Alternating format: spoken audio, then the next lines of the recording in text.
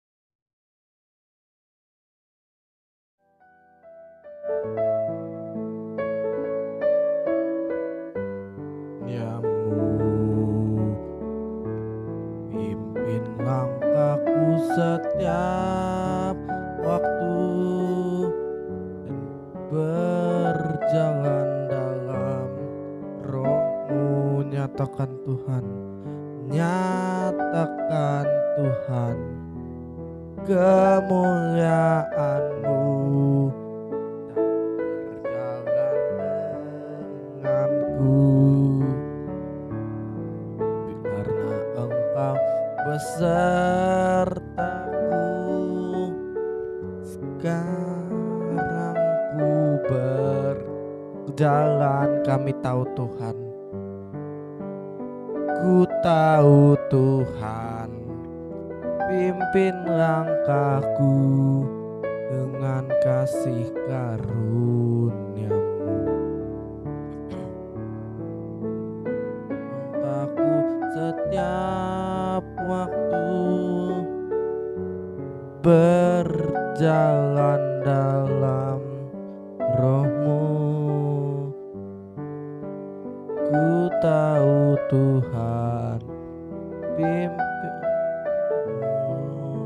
dan berjalan denganku. Haleluya. Karena Engkau besertaku.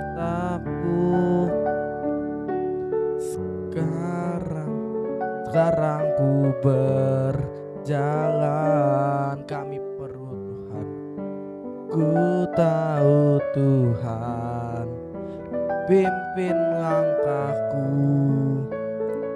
dengan kasih karunia-Mu. Pimpin langkahku setiap waktu berjalan dalam roh-Mu. Nyatakan Tuhan,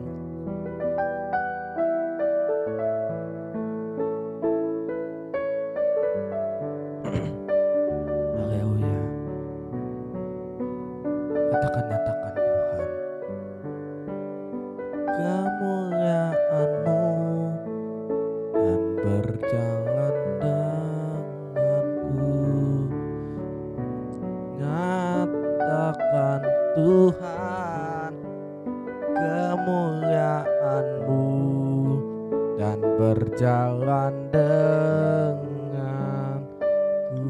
Haleluya, mari sembah Dia.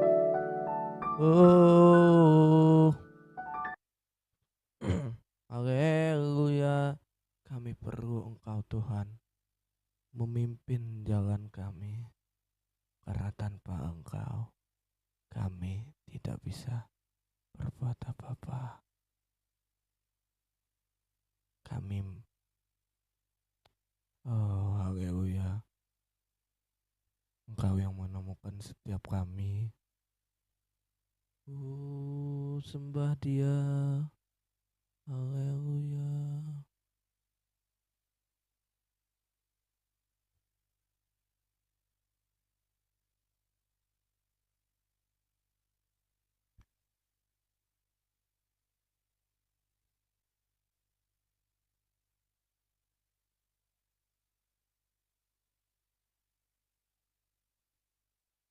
Haleluya. Mari kita bersyukur. Kami bersyukur Tuhan.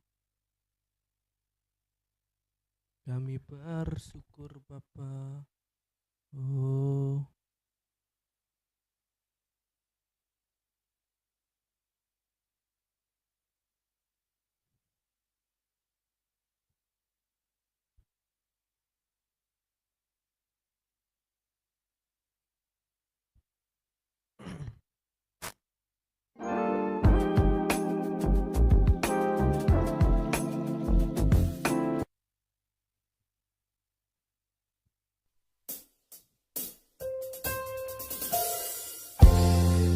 kami bersyukur buat kasih setiamu di dalam hidup kami.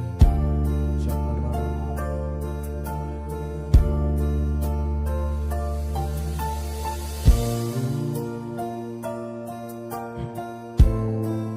Katakan,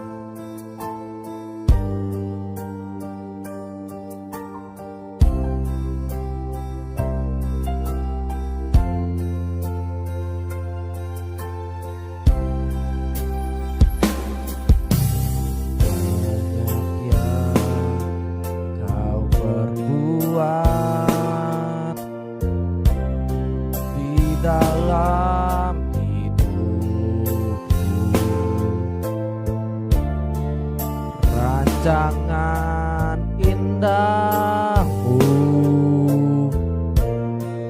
terjadi di hidupku. Bapa yang mengerti segala yang ku perlu. Kasihmu sempurna, nyata dalam hidupku. Bersyukur Bapa, ku bersyukur Tuhan buat kasih setiamu di dalam hidupku. Ku bersyukur Tuhan, ku bersyukur Bapa, ku bersyukur Tuhan buat kasih setiamu di dalam hidupku. Ku bersyukur Tuhan.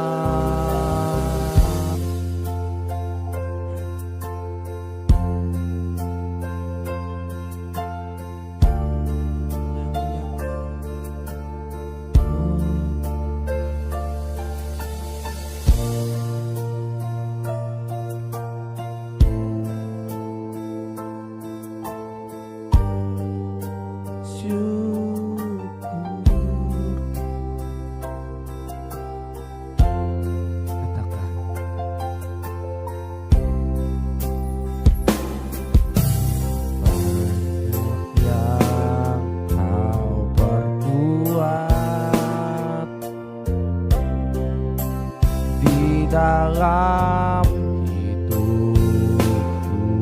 sebab rancang indahmu terjadi di hidupku. Bapa yang mengerti segala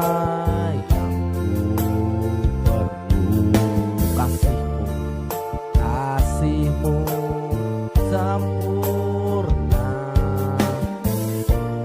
nyata dalam hidupku.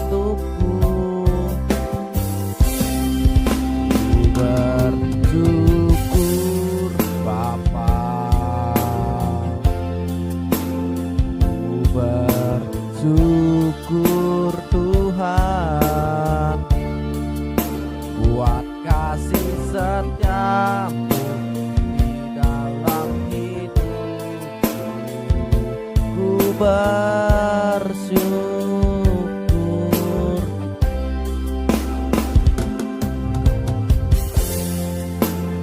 Kami bersyukur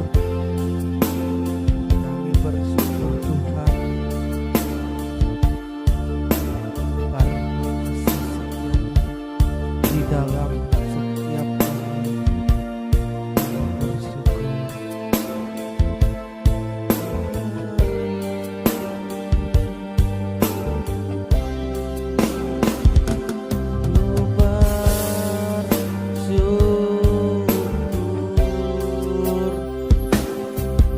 Tuhan, haleluya.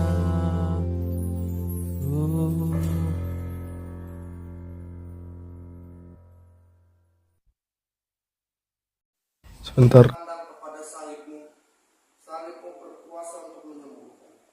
Ketika pada hari ini kami merayakan Paskah, Jumat Agung, dan ibadah sebelum Jumat Agung, kami mengingat kematian Tuhan dan terlebih lagi ya Tuhan, kami mengingat arti pengorbanan yang sangat asli.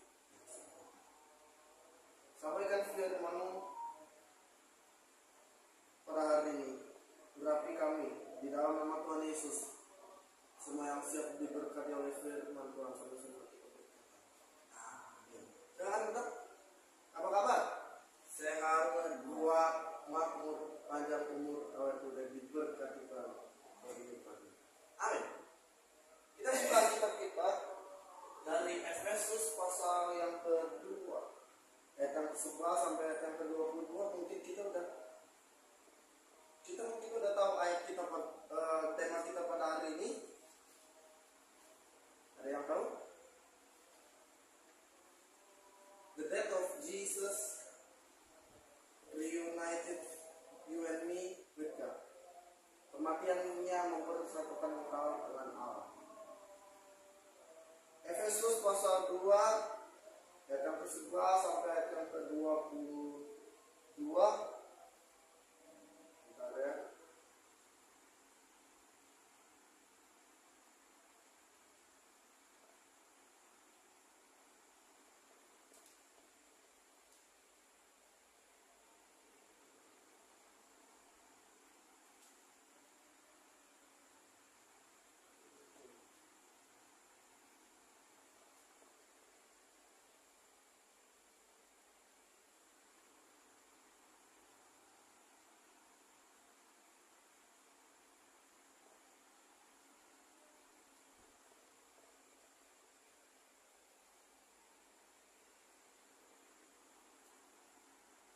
Efesus pasal yang kedua ayat yang ke-11. Kita baca secara bergantian, mulai dari ayat yang ke-11. Aku dan seterusnya dipersatukan di dalam Kristus. Karena itu ingatlah bahwa dahulu kamu sebagai orang-orang bukan Yahudi, menurut daging disebut orang-orang tak bersunat oleh mereka yang menamakan dirinya sunat, yaitu sunat lahiriah yang dikerjakan oleh tangan manusia. Bahwa waktu itu kamu tanpa Kristus tidak termasuk keluarga Israel dan tidak mendapat bagian dalam ketentuan yang dijanjikan tanpa pengharapan dan tanpa Allah. Tetapi sekarang di dalam Kristus Yesus, yang dahulu jauh sudah menjadi dekat oleh darah Kristus. Karena Dia damai sejahtera kita yang bersama bersatukan kedua pihak, dan Dia telah merobohkan tembok pemisah, yaitu perseteruan. Sebab dengan matinya sebagai manusia, Dia membatalkan hukum Taurat dengan segala perintah dan ketentuannya, untuk menciptakan keduanya menjadi satu manusia baru dalam dirinya, dan dengan itu mengadakan damai sejahtera, dan untuk memperdamaikan keduanya di dalam satu tubuh dengan Allah oleh salib, dengan mengadakan perseteruan pada salib itu. Ia datang dan memberi memberitakan damai sejahtera kepada kamu yang jauh dan damai sejahtera kepada mereka yang dekat. Karena oleh Dia kita berpihak dalam persatuan oleh yang masuk kepada Bapa. Demikianlah kamu bukan lagi orang asing dan pendatang, melainkan kawan sewarga dari orang-orang kudus dan anggota keluarga Allah yang dibangun di atas dasar para nabi dengan Kristus Yesus sebagai batu pendiri. Di dalam Dia kamu tumbuh seluruh bangunan rapi tersusun menjadi bait Allah yang kudus di dalam Tuhan. Sama-sama. Di dalam Dia kamu juga turut dibangun menjadi kediaman Allah di dalam Roh. Ketika kita membaca Efesus pasal 2 ayat yang pertama mungkin sampai ayat yang ke-11, itu isinya tentang kita. Kenapa? Dari ayat 1 sampai 11 semuanya adalah kasih karunia. Ayat 1. Di ayat 1 sampai 10 semuanya adalah kasih karunia. Ayat 11 dipersatukan oleh Kristus. Jadi kita bisa melihat Efesus 2 adalah jemaat berbicara tentang jemaat.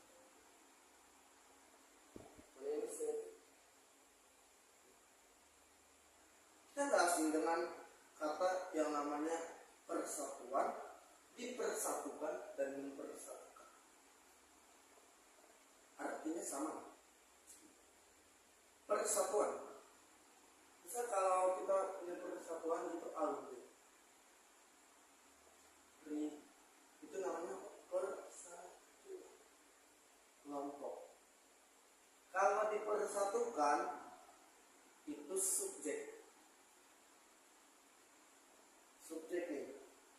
Aku dengan teman-teman dipersatukan subjek. Tapi objek itu adalah mempersatukan. Kata di dan kata mem, di itu adalah subjek dan mem adalah objek. Jadi dengan demikian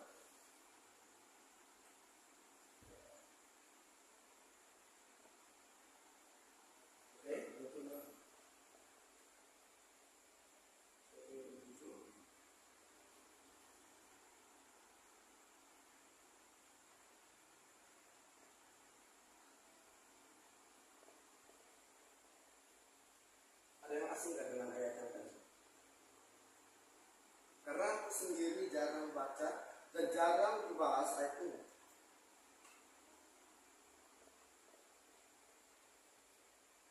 Oke, kalau ada yang asing kita akan bahas mengupas tentang kematian Kristus yang mempersatukan. Fakta tentang kematian kehidupan sampai kemudian Yesus mati. Yang pertama, lahir di tempat yang tidak, yaitu di tanah liat. Dibaringkan di dalam palungan tempat makan hewan ternak. Pertanyaannya, ada nggak yang lahir di sana? Ya ada toh. Yesus lahir di tempat itu dan kemudian kita bisa melihat mati di tanah. Yang kedua, dibesarkan di kota kecil Nazaret. Luas ya, 16,2 km lebih kecil dari Palangka. Palangka 100 sekian kilometer. Dihianati oleh orang yang dikasihinya. Siapa? Yudas Iskariot. Kita bisa melihat filmnya. Ada nggak filmnya? Oke, nanti dimunculin deh di akhir. Kita bisa melihat filmnya. Bagaimana dia muncul? Ya, Tuhan Yesus berkata, kamu muncul dengan tanda sebagai pengkhianat. Tetapi aku harus menunggu untuk menggenapi semuanya. Yang ketiga, yang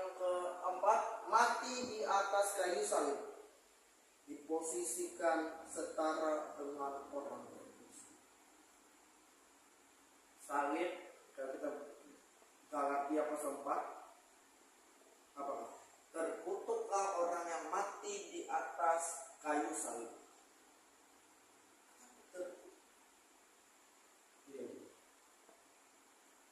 Salib itu sebetulnya arti, kalau kita lihat orang zaman dulu, dosanya jahatnya itu dilihat. Kalau jahat benar yang membunuh, hukumannya adalah mati. Tapi zaman dulu orang punya pistol, punya senjata, jadi harus digantung di atas kayu salib. Dan digantungnya nggak menderita seperti Yesus. Digantungnya langsung mati dan tidak dipaku. Kita lihat penjahat yang di sebelah Yesus, dia tidak digantung, mereka tidak dipaku, tetapi digantung. Yesus yang mengalami. Fakta tentang malam Getsemani yang kita rayakan tanggal 6. Sebelum dia mati, dia makan perjamuan Tuhan atau perjamuan Yesus. Ini cara yang dilakukan dengan cara yang berbeda. Biasa dia melakukan cuma ambillah makan.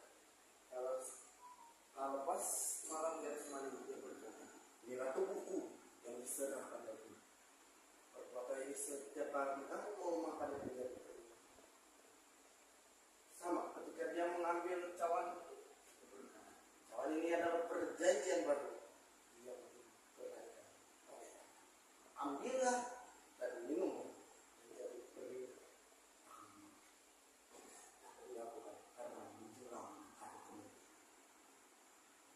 Saat Yesus berdoa di Getsemani, dia mengalami keringat darah, bahasa medisnya hematidrosis, kondisi ketika seseorang sedang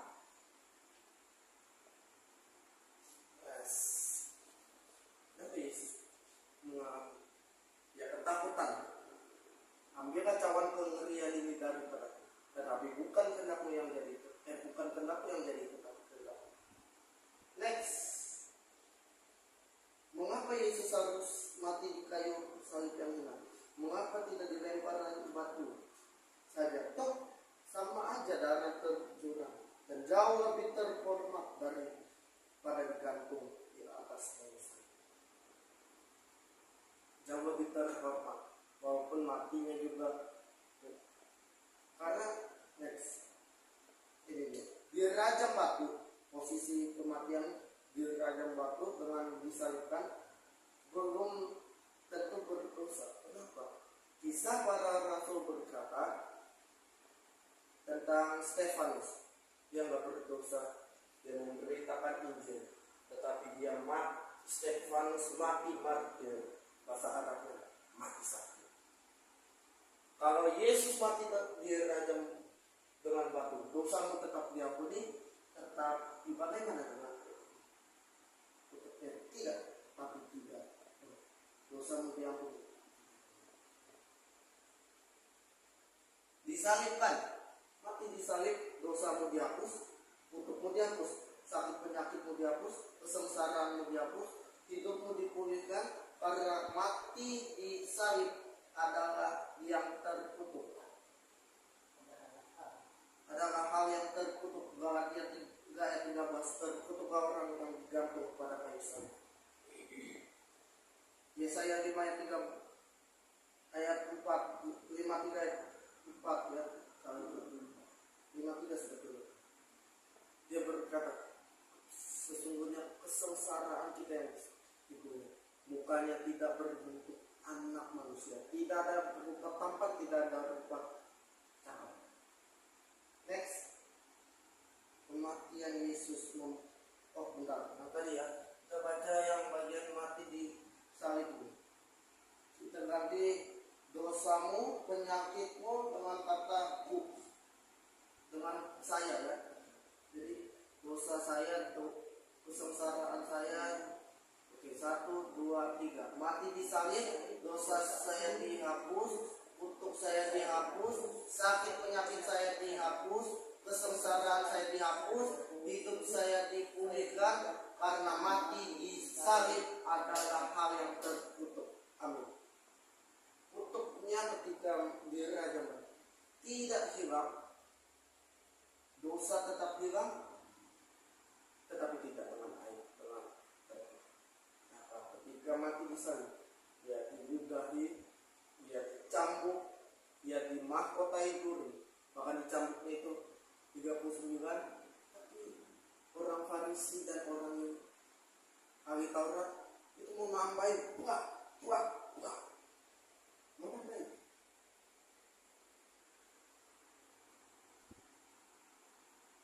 Dosa dihapus, itu dihapus, sengsara. Next, sama-sama 1, 2, 3. Kematian Yesus membawa kita kepada pertobatan ilahi, metanoia, metamorfosa, dari manusia yang tidak percaya menjadi orang percaya. Amin. Ketika Yesus mati, ada bahasa Yunani yang bernama metanoia, pertobatan. Dari yang tidak percaya. Next, ciri-ciri orang percaya. Yang pertama, berserah pada asli. Berserah pada tangan Allah. 1 Petrus 5. Serahkanlah segala kekuatanmu kepada Allah, sebab Dia memelihara. Dalam bahasa lain berkata, serahkanlah segala kekuatanmu kepada Allah, sebab Dia memelihara. Yang kedua, berharap. Yang ketiga, berdoa. Matimu dari pelanggaran.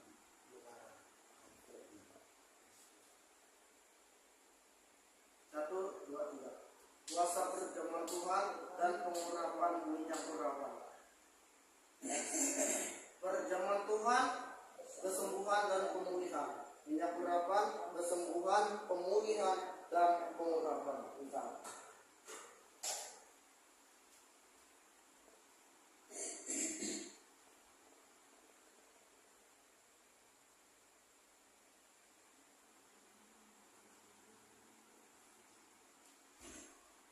Dua hal di dalam Alkitab, yaitu yang pertama tubuh dan darah Kristus, yang kedua adalah minyak urapan. Harus pakai botol seperti itu. Jadi iman kita bukan pada minyak urapan, bukan pada roh, tapi pada tubuh dan darah Kristus, dan juga apa yang kita rasakan. Tuh minyak urapan bisa dipakai oleh siapa dengan cara pertama mendoakannya, yang kedua adalah percaya. Harus kelihatan, harus.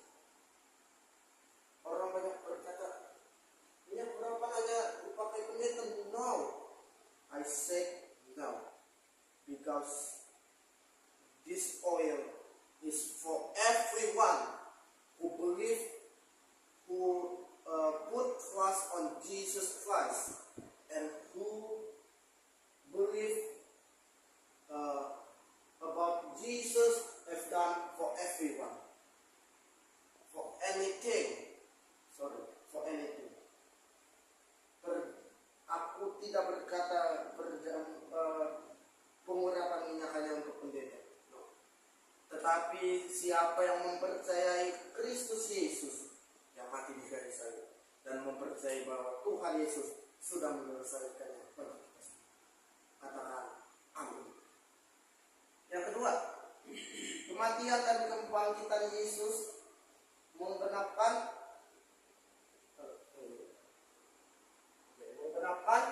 hampir semua janji Allah.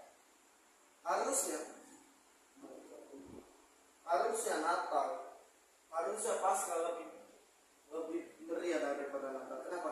Natal hanya menggenapi sepersekian persen dari janji Allah. Hanya sepersekian. Sebab seorang anak lahir untuk kita, seorang putra itu sudah digenapi. Matius pasal 1 sampai 2, Lukas pasal 1 sampai 2. Sudah digenapi. Tetapi itu hanya sepersekian persen. Tetapi kematian dan kebangkitan Yesus menggenapi hampir semua janji Allah. hanya satu yang itu, mahkota kekal dan Yesus sendiri. Kutuk sudah dipulihkan, ratapan menjadi tari-tarian, apa lagi? Dosa dihapus, sakit penyakit, bisnis yang bangkrut, kematian sudah digenap. Kita bisa mahkota kekal Yesus. Dan kedua, sama-sama. Yesaya berkata, rupanya tidak berupa anak manusia, ia tidak tampan cakap, tetapi kesengsaraan kita yang ditanggungnya dan penderitaan kita yang dipikunya, dan oleh bibur-biburnya saya sudah sembuh. Kata kita ganti dengan kata saya. Yesaya berkata, rupanya tidak berupa anak manusia, ia tidak tampan dan tidak cakap, tetapi kesengsaraan saya yang ditanggungnya dan penderitaan saya yang dipikul-pikulnya, dan oleh bibur-bibur Tuhan Yesus saya sudah sembuh. Amin. Just believe, bro. Just believe this. Just believe. For God has done. Oh, Yesus sudah selesai dengan dosa. Kita baca gantian. Dia dihina dan dihindari orang, seorang yang penuh kesengsaraan dan yang biasa menderita kesakitan. Ia sangat dihina sehingga orang menutup mukanya terhadap kita, dan bagi kita pun ia tidak masuk hitungan. Tapi sesungguhnya penyakit kita lah yang ditanggungnya dan kesengsaraan kita lah yang dipikulnya. Padahal kita mengira dia tertulang, dipukul dan ditindas. Tetapi dia tertikam oleh karena pemberontakan kita, dia diremukkan oleh karena kejahatan kita. Sama-sama. Ganjaran yang mendatangkan keselamatan bagi kita ditimpakan kepadanya, dan oleh bibur-biburnya saya sudah sembuh. Dan melihat bahwa ia dihindari, dan kita mengira bahwa Yesus telah dipikul. Tapi bagian nomor ini, tetapi dia tertikam oleh karena pemberontakan kita, dia diremukkan oleh karena kejahatan kita, ganjaran yaitu salib yang mendatangkan kesembuhan dan keselamatan ditimpakan kepadanya, dan oleh bibur-bibur yang kita sembuh. Dia mengembangkan kemuliaan Allah yang hilang dalam diri ini. Kita baca gantian kedua ketiga. Karena semua orang telah berbuat dosa dan telah kehilangan kemuliaan Allah. Dan oleh kasih karunia telah dibenarkan dengan cuma-cuma karena penebusan dalam Kristus Yesus. Kristus Yesus telah ditentukan Allah di jalan pendamaian karena iman dalam darahnya. Hal ini dibuatnya untuk menunjukkan keadilannya, karena ia telah membiarkan dosa-dosa yang telah terjadi dahulu pada masa kesabaran. Maksudnya ialah untuk menunjukkan keadilannya pada masa ini, supaya nyata bahwa ia benar dan juga membenarkan kita orang yang percaya pada Yesus. Kemuliaan Allah hilang kapan? Waktu Adam pertama diciptakan, ia serupa dan segambar dengannya. Ya, dalam huruf besar Yesus Allah. Tetapi ketika Adam melahirkan anak, Kain dan Habel, ia menciptakannya serupa dan segambar dengannya. Ini siapa? Ini adalah huruf kecil Adam. Dan itu terus sampai kepada kita. Tetapi kabar baiknya, akulah jalan dan kebenaran dan hidup. Tidak ada satupun yang sampai kepada Bapa kecuali melalui Yesus Kristus. Amin. Kita tunduk kepala, kita berdoa. Haleluya. Pada hari ini Tuhan mengingatkan kita bahwa perjamuan Tuhan diperuntukkan untuk semua orang. Minyak urapan bisa mengoleskannya dengan yakin dan teguh bahwa